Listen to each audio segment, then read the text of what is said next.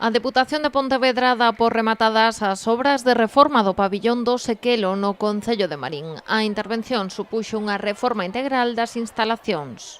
Detrás desto hai unha capacidade enorme para planificar, para realizar proxectos que son maduros e que son executables.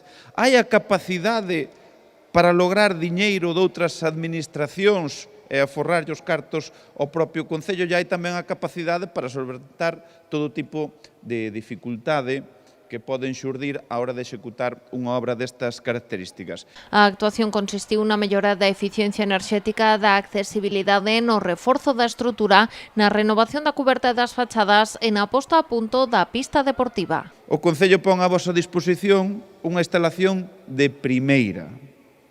E non só estamos a falar de Sequelo, sino que o Concello de Marín comparte ese compromiso, o cal é un orgullo, é digno de agradecer que a Diputación, de apostar polas infraestructuras deportivas, porque en Marín estánse mellorando moitas infraestructuras deportivas e levan a pegada da Diputación e do Concello de Marín. Sobre todo porque estamos aquí, non fai calor, no inverno esperemos que non faga tanto frío e sobre todo pola remodelación que se fixo, non? Unha mellora total da cuberta, mellor iluminación, a cancha parece máis iluminada, se puliu toda a madeira que xa se puxo fai uns anos e se lle deu un remoce total, a parte dos vestuarios, se pintaron as columnas, a parte de fora que dá ao río. Co pabillón do Sequelo acabado, o Concello xa pensa na seguinte intervención. Segundo a alcaldesa María Ramallo, o Goberno local ten a mirada posta no pabillón da Raña e na bancada do campo de fútbol de San Pedro. Nos imos poñer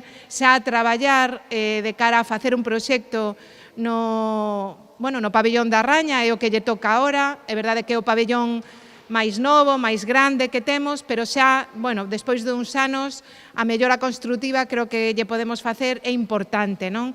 E nos imos poñer tamén a tratar de facer un proxecto para mellorar a grada do campo de fútbol de San Pedro, que é unha histórica reivindicación. O proxecto contou cun orzamento de 725.000 euros, 250.000 do Plan Mais Provincia da Deputación de Pontevedra e os 480.000 euros restantes procedentes de fondos europeos.